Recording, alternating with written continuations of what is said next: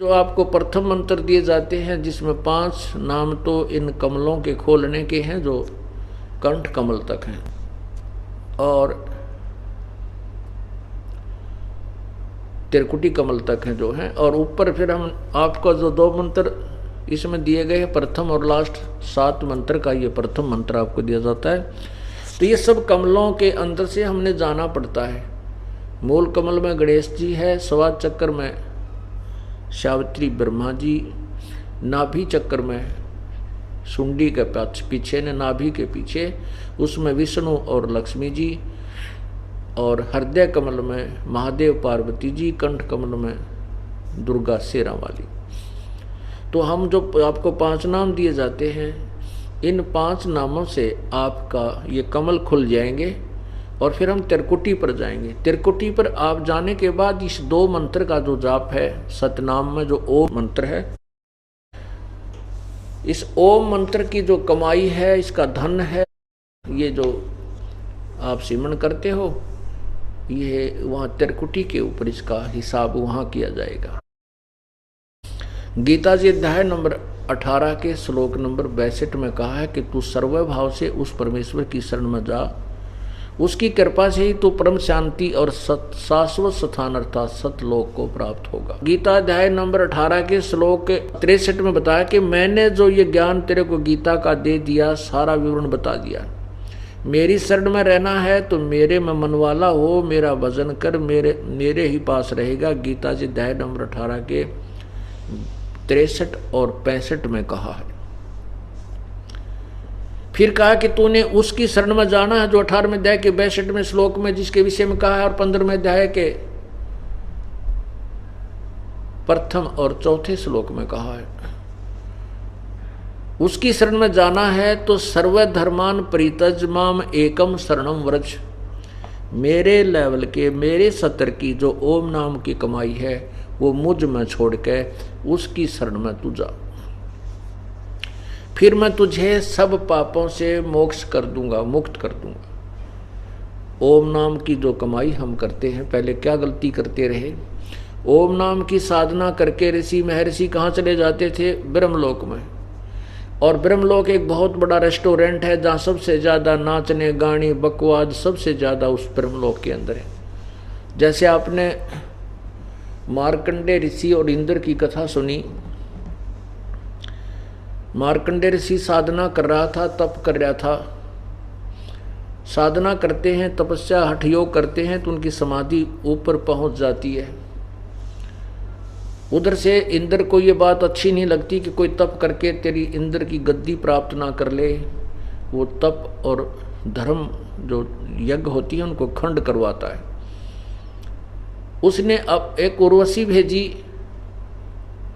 मार्कंडे ऋषि के उस तपस्या को खंडित करवाने के लिए।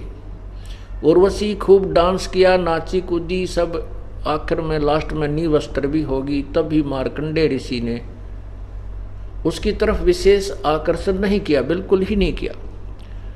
तब उस लड़की ने, उर्वशी ने कहा कि हे मार्कंडे ऋषि, आपकी योग समाधि ना जाने कहाँ है, कहाँ थी, और मैंने मेरे स्वरूप को देख करके यहाँ बनखंड में, जिस बन के अंदर जितने भी आपके इस क्षेत्र में ऋषि तपस्वी थे, वो तो सभी मुझे देखते ही चंचल हो गए, उनका तो धर्म भंग हो गया, और आप ना जाने कहाँ आपकी समाधि थी। तब मार्कंडे ऋषि ने कहा कि मेरी समाधि जहाँ मैं देख रहा था नाच गाने, समाधि का अर्थ होता है समाधि, उसी समय हम समाधिस्थ होते हैं जो यहाँ के जो हम देखते हैं संसार से कोई ब्रह्मांड में शरीर के अंदर कुछ और अधिक आकर्षक वस्तु हमें दिखाई दे तो मन उधर दौड़ता है, मन का स्वभाव है। तो ये कई घंटों बैठे रहते हैं, कोई वर्षों बैठे रहते थे, ये वैसे नहीं बैठते।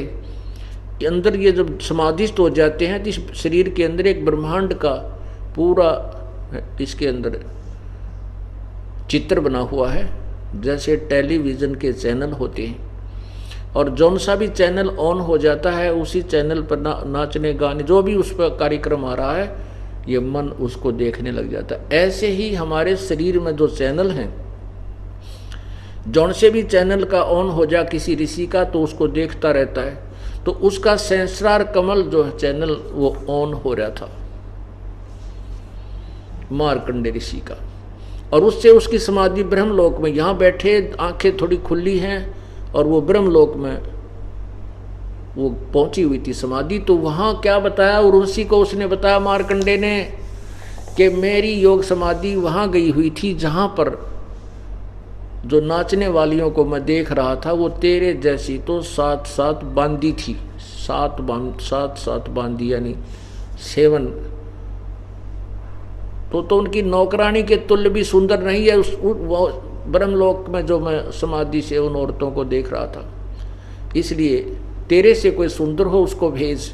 तब उस उर्वशी ने कहा कि इंद्र की पटरानी अर्थात इस स्वर्ग की सबसे सुंदर स्त्री मैं ही हूँ।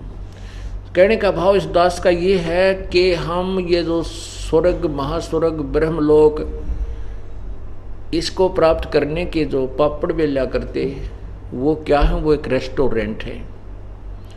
जैसे एक धनी व्यक्ति गर्मियों के दिनों में हरियाणा पंजाब राजस्थान से और शिमला और कुल्लू मनाली चला जाता है, 10-20 हज़ार रुपये जेब में डाल ले जाता है, वहाँ होटल में कमरा किराए पर लेता है, वहाँ सब सुविधाएं घंटी बजाते ही प्राप्त हो जाती हैं, लेकिन पैसे जेब से उस व्यक्ति के ही समाप्त होते हैं।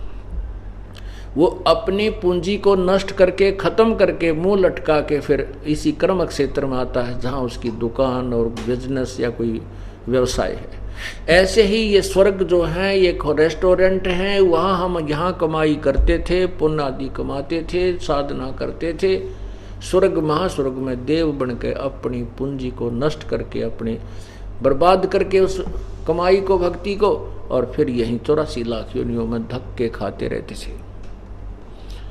परमात्मा ने हमें यही चेताया है कि आपने यहाँ की किसी भी वस्तु की इच्छा नहीं करनी है।